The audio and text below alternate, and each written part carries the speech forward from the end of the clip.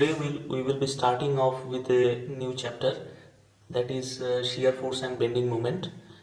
Now before discussing about the chapter, we will have to concentrate on some basic topics you already came to know in your last semester, but still there is a necessity to discuss those topics. We will discuss about that topic today first, and then we will start off with the main topic, that is shear force and bending moment. Okay, so when you start off with the topic, the first thing that we will discuss is about different type of beams. Now in your syllabus there are three type of beams that has to be discussed. We will only discuss about those three types of beams. Okay, so when you talk about beams, firstly we have got number one, a simply supported beam. Simply supported beam. Okay, so what is a simply supported beam? In case of a simply supported beam, if we consider the beam to be of span AB, then the free ends of the beam are supported by supports. It may be a roller support, it may be a simple knife edge support, like that. Okay, so if I draw it like this, suppose I am drawing a support here, and suppose we have got a roller support here, then this type of condition will be known as simply supported beam.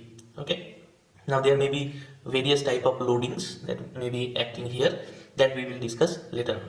Okay, number two, we have got cantilever beams. Cantilever beams. What are cantilever beams? Cantilever beams are fixed at one end and free on the other end. Okay, so if you consider this as a fixed end and the other end will be free. Okay, so if you consider this as AB span, then this type of condition is known as a cantilever beam. Now this is a fixed one, fixed end, and this end is free. Okay, and number three, we have got another type of beam which is known as overhanging beam. Overhanging beams. What are overhanging beams? These are just a modified version of simply supported beams. In this condition, let us draw the diagram first, then I will discuss. So I have got a, suppose this is one end, suppose this end is a, suppose this is a hinged end, and suppose we have got one roller here, roller support. So if you consider the span of the beam to be A, B and C, you can see that this BC portion of the beam is not supported on the free end. Okay, so it's the free end, that means there is no support, right? So these are the different type of beams that are included in your syllabus. Okay, next we have to know few things here, that is different type of supports. Okay, so when you discuss about different type of supports here, different types of support, we will only discuss about first, number one, as a hinged support. Suppose this is a hinge, this is the representation of a hinge, and suppose there is a pin here and we have got the beam attached to this point. Okay, now in case of this hinge, this is the hinge support, hinged support, there are reactions acting.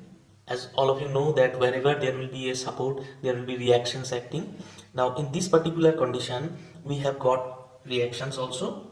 So in case of hinge support, we have got two reactions acting. What are the two reactions? Let us discuss. For that, suppose if I consider a condition where we have got an load acting on the beam. Suppose this is an angular load which is at an angle of theta to the axis of the beam. Suppose this is a load P. Now what happens actually is that we will divide this load into a horizontal and a vertical component first.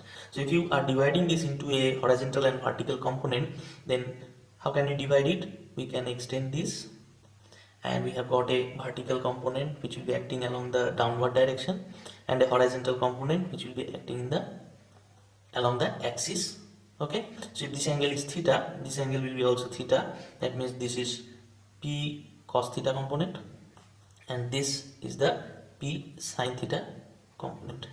Okay, now what happens that this hinged end or the hinge support will not allow any translatory motion. Okay, that means this beam is not allowed to move in this direction as well as on the other direction. If you want to get a better elaboration for this, we can consider that this is the x-axis, this is the y-axis, and suppose this is the z-axis. Z-axis is what? Z-axis is pointing towards us like this. Okay, that means if we consider here as the x-axis, here as the y-axis, and here as the z-axis, y, and this is the x-axis. In this condition, the hinge is only allowing the beam to rotate like this about which axis? About z-axis, about this z-axis.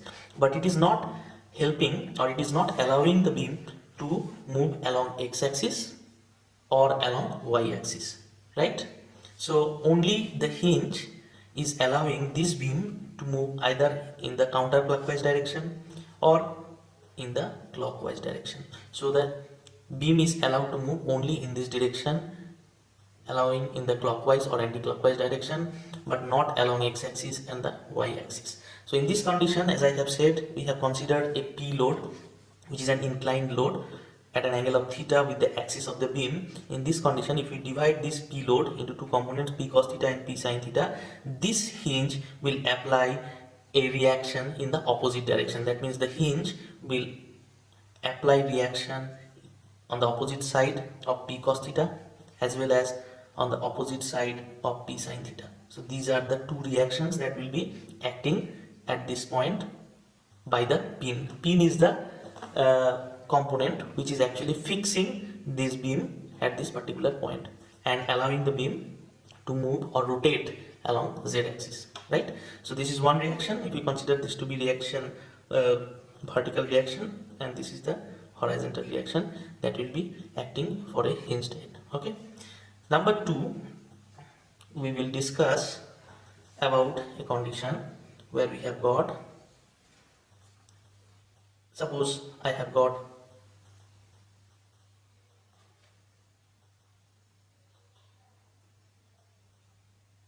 a condition like this. Okay, now if you consider this to be a hinged end, in some of the books you will see that this is represented as a hinge. So if you consider this to be a hinged end or a hinged support, and suppose this is a roller support. As I have said, in case of hinge support, you will get two reactions, one in the horizontal direction and one in the vertical direction. In some of the books, it is represented like this. In some of the books, you can see it is represented like this. So two reactions, vertical reaction and a horizontal reaction, should be acting like this. But in case of roller reaction, you are having only the vertical reaction which is available, only the vertical reaction which is available in case of a roller.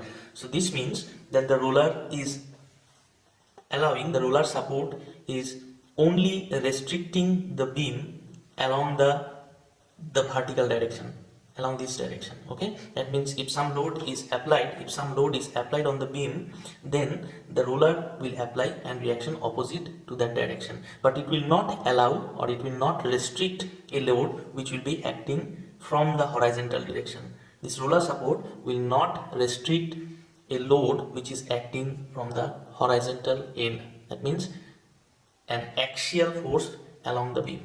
Okay, so this is about a roller support, right? And number three, we will be discussing about a fixed support. So if this is a fixed support, we consider, and this is the beam. Now in this condition, this fixed end, this is known as the fixed end, and this is the free end, free end. Now in case of this fixed end, the beam is neither allowed in the x direction nor allowed in the y direction, and it is not also allowed along the z direction to move. Okay, so along the x, y and z direction the beam is not allowed to move. This means that the beam is not allowed to move translatory motion, as well as it is not also allowed to rotate along the z axis, which was possible in case of the hinged end. In the hinged end, translatory motion was not allowed in the x direction and in the y direction, but a rotational motion was allowed. But in this condition, translatory motion along x and y direction is restricted, as well as the rotational motion of the beam is also restricted, which would have been possible along the z direction. Now in this condition, when we are considering reactions here, the reactions that we are getting is one horizontal reaction, one vertical reaction. Horizontal reaction will be acting, so for example, if I take a force acting like this, which is a P force at an angle of theta, the same example that I have considered here. In this condition, we will divide this force into two components. This is angle theta, this is P cos theta, and this is P sin theta. Now P cos theta acting along this direction, that means this fixed support will apply a reaction in the opposite direction. That means one reaction will be acting along this direction.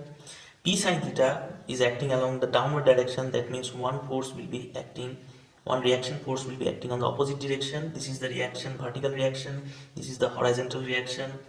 As well as this beam is also restricted to rotate along the z axis, as I have said. That means there will be rotate in which direction? This force is acting along this direction. That means the force will tend to rotate the beam like this. That means in the opposite direction there will be a moment acting. Okay, so in the opposite direction there will be a reaction moment acting. So two reaction forces and one reaction moment that will be acting here. Okay, so these are the things, very important things that you have to understand before you proceed to shear force and bending moment. Okay, the next thing that we will discuss is about the different type of loadings. Okay, different type of load or loading. Okay, so the first thing uh, we will consider. Now this discussion is according to the syllabus that is given for you. So the first type of loading that we will be discussing here is number one, point load. Okay, I will simply draw a diagram and you will be able to understand. Okay, suppose I have got a beam. Okay, this is a simply supported beam. Okay, and suppose at the mid portion there is a load acting, which is P. So this is known as a point load. It is also known as a concentrated load.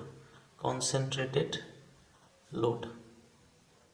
Okay, why concentrated load or point load? Because the load is acting at a particular point. That means you can see here that if you consider AB as the span of the beam, P is a load which is acting at a particular point, and if you name this as point C, and the length if you consider as L, then point C is the midpoint of this span AB, then obviously this length will be L by 2.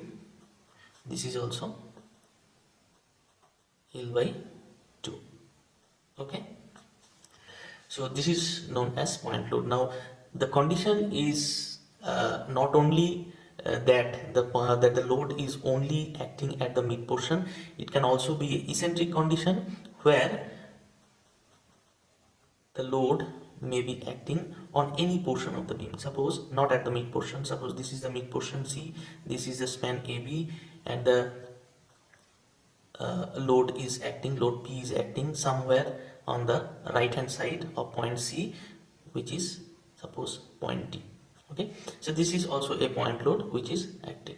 Okay, so very easy to understand. Number two,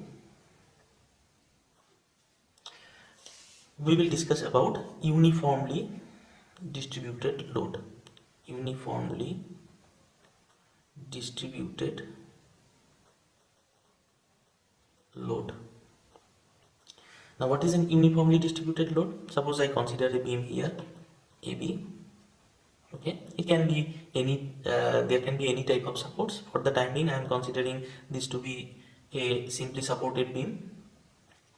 And suppose throughout the span, in this condition, throughout the span, there is an uniformly distributed load which is acting. So how can we show it? We can show it like this. Okay.